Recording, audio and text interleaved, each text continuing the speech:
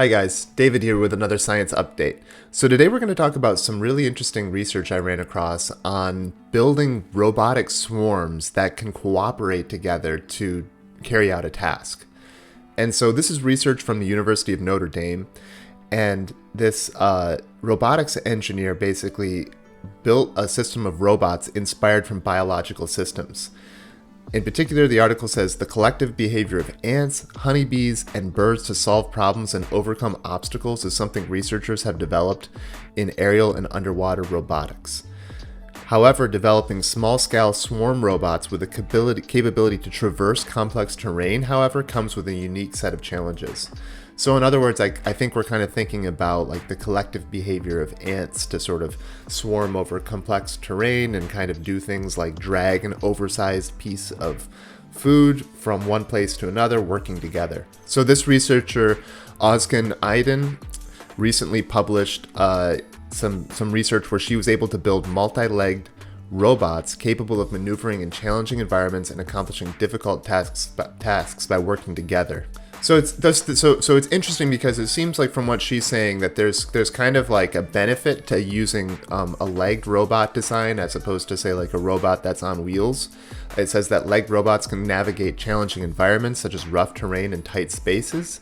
However, this type of robot faces unique mobility challenges in terrestrial environments, which is to say, I guess, Earth, as opposed to air or underwater, which results in reduced locomotor performance. She hypothesized that a physical connection between individual robots could enhance the mobility of the legged collective system. Right, the article says, when ants collect or transport objects, if one comes upon an obstacle, the group works collectively.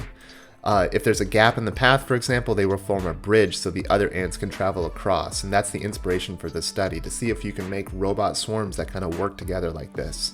So she used a 3D printer to print the components of these four-legged robots. They're roughly 6 to 8 inches in length, or 15 to 20 centimeters. Each had a lithium polymer battery, microcontroller, and 3 sensors. A light sensor at the front, and then 2 magnetic touch sensors at the front and back, which would allow the robots to connect to one another. And then it says, this is interesting, so 4 flexible legs reduced the need for additional sensors and parts, and gave the robots a level of mechanical intelligence which helped them interact with rough or uneven terrain. So that doesn't make that, I don't fully understand that sentence. I guess the idea is that if you have a flexible leg, then you don't need as many sensors.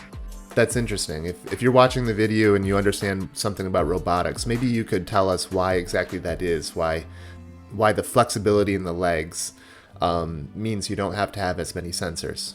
I was actually able to find some presentations and videos by Yasemin Ozkan-Aydin, this assistant professor of electrical engineering at Notre Dame, and I think it'd be interesting to look at a couple of clips just real quick to get a sense. We won't watch the whole video or anything, but just get a sense of what her expertise is and how it is that this system works.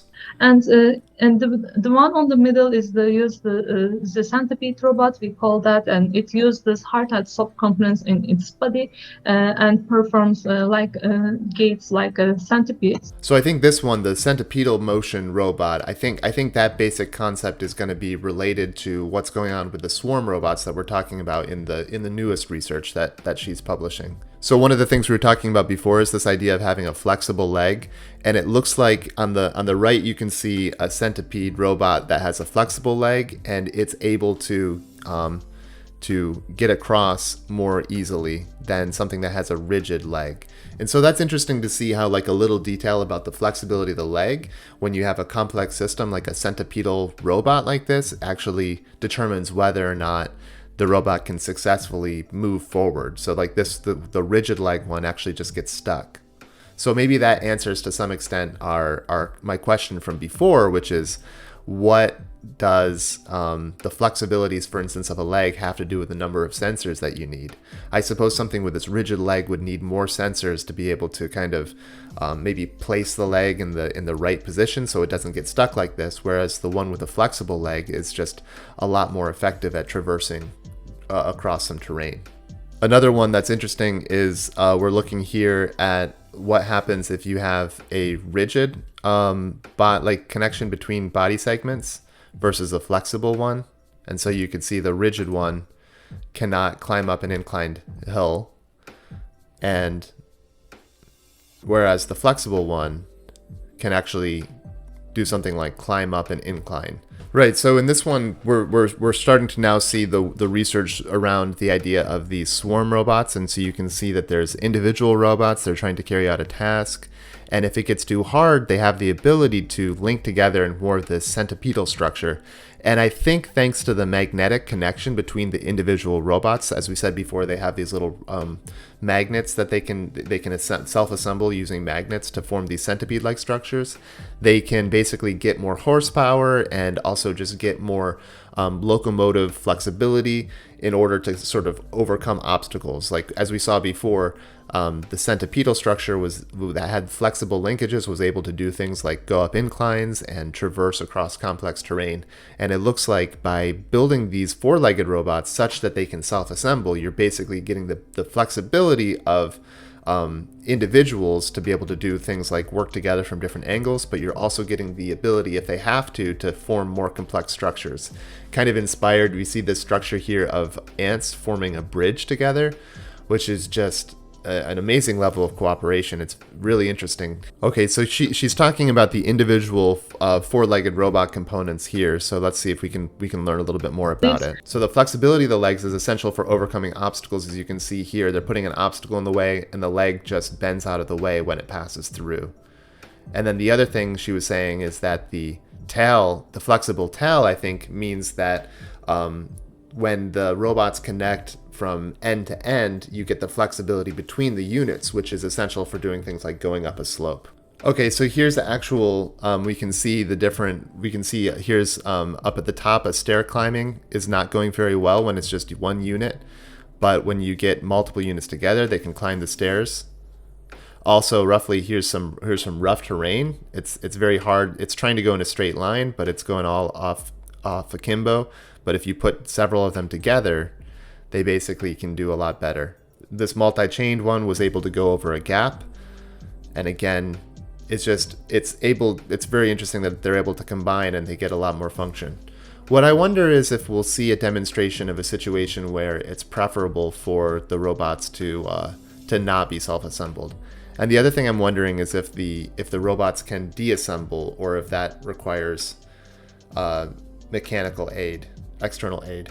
So now we're seeing that two robots approaching a heavy object over rough terrain are trying to move an object, but basically they can't do it over the rough terrain, though they could move it over smooth terrain, probably better than just a single robot.